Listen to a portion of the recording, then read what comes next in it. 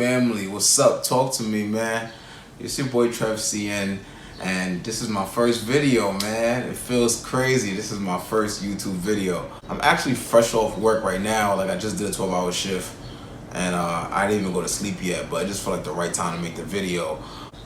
With starting this YouTube, I've been thinking about starting this for a little while now. I've been procrastinating. I've been making excuses as to, let me post a little bit more before I launch this YouTube, or let me do this, or let me wait a little longer, give myself a whole bunch of excuses. And I said, nah, we gonna just do it right now, you feel me? So, yeah, let's get into it.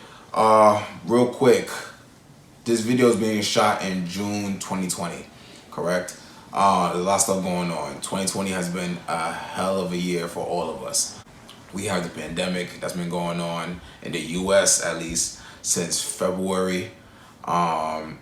Still going on now. They're talking about a second wave. None of us knows. We have the recent murder of George Floyd, Breonna Taylor, Ahmaud Arbery. We have so many other ones. You know the names. If you don't, you need to do your research.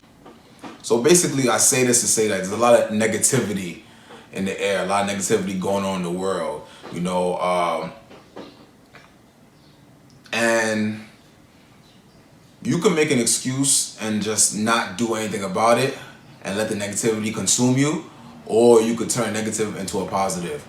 So that's basically what inspired me to start this YouTube now. You feel what I'm saying? As a black male nurse, you could, from the outside looking in, you could say I got the short end of the stick with both situations. The pandemic, I didn't get to just, work from home and ride it out. I had to be at work. I believe I got the virus, actually. That's something I didn't tell a lot of people. My coworkers know, though. But I was out for 2 weeks. I didn't get swabbed because we weren't offering swabs at the time, but I'm pretty sure I had it. And as a black male living in America, watching that video and the countless other videos, it directly affects me. You understand? So I decided to turn these situations into a positive and create this platform where I could talk about nursing, I could talk about fitness, I could talk about lifestyle, and hopefully I could inspire somebody, I could inform somebody, provide some value, and have somebody use what I'm saying in a positive light, and just provide a different perspective or a different point of view. We're gonna call a spade. Being a black male nurse, I'm basically a unicorn. I'll probably say I'm under 5%. Cause I know male nurses in general, we're 10% of the nursing profession or nursing field. So you throw another layer on top of that and include people of African descent like I am, like I'm born of Nigerian parents, it gotta be less than 5%. So if I could just provide a different perspective, a different view, and give you things from the way I see, the way I've experienced things, hopefully somebody out there could find value out of this, and the job is done. I did what I had to do, and I'm happy with that. So before we get into the first topic, my first video, I'll give you a little brief info. I'm a Bronx bred boy. I've been in the Bronx my whole life, born and raised here. I only left to go to college. I'm a second degree nurse, excuse me. My first degree was in speech language pathology. I wasn't feeling that too much, so I went back to school, did an accelerated BSN in nursing, and I've been working in the nursing field for about 5 years now. I did 3 years as a psych tech, so basically I was like a nursing PCT or PCA, nursing assistant, whatever equivalent you want to say, or terminology you want to use. I did that for about 3 years, working in the psych hospital. So I've seen all the takedowns, I've seen all the seclusions, I've seen the buzzers, the IMs, I've seen all that. And then now I work in emergency oncology, which is a special niche in its own. I'll probably make another video about that in the future, but I've been doing that for about 2.5 years now. And yeah, that's basically it. So the reason why I want to give you guys the 5 tips as to how to stay in shape as a nurse is because most of my life is working out, trying to keep the gun show going, you feel me? And going to work. All my coworkers will tell you I do about 50 hours a week on the regular. So if I'm not at work and I'm not sleeping, I'm probably working out. So yeah, I've been working out since I was about 16 years old. So I'm well versed when it comes to this too. Hopefully you guys can use these tips into your own life, put it into action, and then everybody's happy. So I'm gonna kindly ask that you guys like and subscribe for the YouTube algorithm. I'm gonna be completely honest. I have no idea what that means. I have no idea what the YouTube algorithm entails. But I do know that all the successful YouTubers be saying it, so I'm gonna say it too. So like and subscribe for me, follow me on my journey, alright? Tip number 1 is meal prepping. That's a huge key. Nutrition is 70% of the ball game when it comes to staying in shape. And as nurses, we work crazy schedules. We work 13-hour shifts. We commute from all different places. Some nurses are travel nurses. Some nurses have like 2 or 3 jobs. So unlike the ordinary 9 to 5 employee or the person that goes to school throughout the daytime, we work mid shift, we work day shift, we work night shift. Me specifically, I work night shift.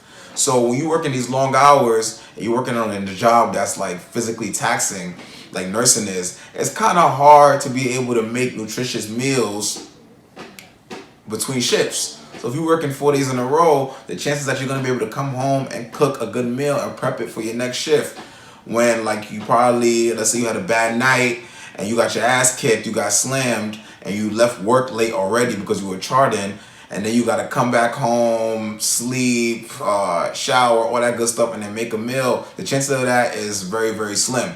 So just taking one day out of your stretches off, like if you like to block your days off like mine, take one day, meal prep all your meals for the week. It's a little tedious. It's not the most enjoyable thing, eating the same 1 or 2 things for a whole week, but it's a must. You got to do it. And also, it's better for your pockets too. I've noticed that nurses love to spend money on food. Like it kind of kills me. Like I see my coworkers and they're spending like $15-$20 on meals all the time, and then with certain things I'm a little frugal, so I'm just like shocked when they do it all the time. So immediately you don't feel that, but in the long term, when you add it all up, you're gonna save yourself a lot of money by meal prepping. So that's definitely my first jewel. Tip number 2 is figuring out your sleep schedule and sticking to it. This is more for my night shift nurses. Like if you're a day shift nurse and you work 7 a.m. to 7 p.m., it's pretty obvious when your sleep schedule is going to be. You're going to sleep at night like everyone else. But for somebody like me and a lot of other nurses, especially like the new grads, this is more catered to. You probably never worked nights before, and now you're working like a 7:30 p.m. to 7:30 a.m. and it's unusual. Your body's not used to it. You're not used to it. Your family, your friends, no one's used to it. So when I say figure out your sleep schedule, it's kind of hard for us to sleep, for most people, to sleep like 10 hours throughout the day. It's kind of difficult. It's maybe something with circadian rhythm. I don't know. Like I know a lot of people can sleep 10 hours at night, no problem. To do that while the sun is up, it's kind of difficult. So if you're going to be the person to go home and immediately fall asleep and have a couple hours before your shift, then stick to that. If you're gonna be more like me, like I get home around 8:30ish, I don't sleep until about 12, and I sleep into my shift, then stick to that. And the reason why I'm emphasizing that is because when we work night shift, we see sleep as an option. So if we have like a couple errands to run, or if the outside world demanding something of us because this is their normal time, end up not being able to sleep the way we should, and then it affects us. And that's not safe for you, or that's not safe for your patients as well. Because you go there, you're off your rocker, now you might be a little careless, and then you have like a med error or something like that. You don't want that. You have a license to protect. You understand what I'm saying? So figure out your sleep schedule, stick to it. Definitely very, very important. Now, tip number 3 goes hand in hand with tip number 2. Tip number 3 is just working out. You got to work out. Whatever you do, just stick to it. And the reason why I say that goes hand in hand is because you're going to work out depending on when you sleep. Like, for instance, me, I'm going to use myself as an example again because that's the best example I could give, right? When I get off work, I usually like drink a little green tea or a little bit of black coffee, and I go right to the gym. That's the reason why I don't sleep until 12 o'clock. Like I said, it's June 2020, so I'm not going to the gym, but I'll do an at-home workout and do like a calisthenic-based workout. So figure out your sleep schedule. If you're somebody that's gonna sleep as soon as you get off work, and then you're gonna wake up maybe like 2 hours before you need to get ready for your shift, I should say, then work out then. When it comes to workouts, not everyone's gonna do the same thing. Like I know a majority of nurses are women. A lot of them aren't gonna be like, curling dumbbells like I do sometimes or whatever. But whatever the case it is, whatever you like to do, just do it. Like if you want to do yoga, Pilates, I know a lot of my coworkers, they have like what's these companies like Peloton and Equinox have these little boot camps that they do in the house, and I follow them. I follow like how many calories they burn and stuff like that, and they get pretty good workouts from those videos and stuff like that. So whatever you do, just do it, but make sure you know that you're staying consistent with it, because repetition is key. You gotta just keep at it. All right. We had tip number 4. Tip number 4 is a gem for me personally, and I want to share it because I feel like more people need to indulge in this gem, and that's right here, getting an Apple Watch. Oh, I think it's not even on. You see that? My home screen. I don't know if you can see that. My home screen is like my calories and all that. Like, I'm constantly watching it. The reason why I say getting an Apple Watch is a tip for staying in shape, because it counts your calories. It counts how long your workout was. It tells you how many hours out of the day that you stood up. You could add friends on the activity app. So for instance, if you're slacking one day, you know you're supposed to work out, like you're supposed to work out, like you just like say I was gonna work out, and then all of a sudden whatever, life took over and you just started binging something on Netflix, whatever the case may be. You don't end up working out. When you have your friends on the activity app, people that will hold you accountable, people that keep you motivated, whenever they work out, you get a notification. So sometimes I might just be on YouTube watching extra long videos or whatever the case may be, and I just get notifications like, bring, Ace worked out, bring, Anthony worked out, bring, Rashawn worked out, and it'll tell me how many how many calories they burned, how long they worked out for. And a lot of my friends personally, they get money in the gym. Like, I'll look and they burn like 1,200 calories, 900 calories, 800 calories. So when you're seeing that, that just pushes you. You're just like, I can't slack off. I gotta go get my money now. You understand? So that's the reason why I like it. I love the activity app. I guess if you don't want to get an Apple Watch, like let's say you're an Android user, I guess a Fitbit is fine. I'm not too versed when it comes to the Fitbit. I'm not too sure how it works, but I know it tracks calories. I know it tracks your steps. So that's a start. So all these things are just basically putting your workouts into numbers and keep yourself accountable, because you can see what you did in the past, you can see what you did today, and then it could give you a benchmark as to what you should do tomorrow. Now, tip number 5, and my final tip, is actually pretty cliche, but it's a gem though. You feel me? It's a huge gem. It's a key. It's staying consistent. You gotta stay consistent. There's no way you're gonna stay in shape, keep your health right, keep your body right, and feel good about yourself on a consistent basis if you're inconsistent. It's not possible. And I feel like the thing that a lot of people miss, and even I missed at a point, is the fact that you have to know yourself, know where you're at, and go up baby steps. You understand what I'm saying? There's no point of setting a diet that's too strict. Like if you're somebody who just ate terribly, you ate like shit. Let's just call it what it is. And then all of a sudden you want to do like a Whole30, you want to become vegan the next day. It's like, or whatever, any other diets out there that people claim or have testimonies that work. You want to go from point A to point B in a day. It's not going to work. It's going to be very difficult. You're going to hate it. You're going to be frustrated, and you're not going to stick to it. So go on baby steps. And it's the same thing with workouts. It's hand in hand.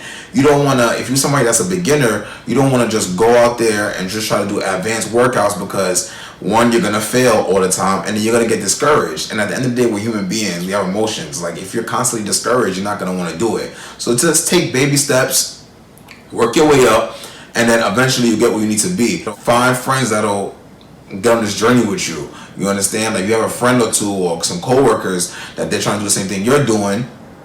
Use them to hold you accountable. Get a trainer. I know I touched on a lot of things superficially. If you guys want tips on what you should eat for like certain goals, like if you want to build muscle, if you want to lean, if you just want to gain a little weight, like you just want to put on some pounds, I could probably do another video about that. If you guys want a video on like workouts, different workouts that you could do, beginner, intermediate, advanced, I could give you that. So just let me know. Hey, those are my 5 tips, man. I hope this was of value to somebody out there. I hope you could use it. Any questions, comments, concerns, emotional outbursts, please put it down in the comments. Again, like and subscribe, please. I'm gonna be giving you guys videos on a consistent basis. I'm gonna try to go for like once or twice a week. We'll see how that goes. But yeah, this was fun. Continue following me on my journey, man. And like I said, I'm gonna interact with as many of you guys as I can. So just drop a comment if you got anything, and then I'll see you in the next video.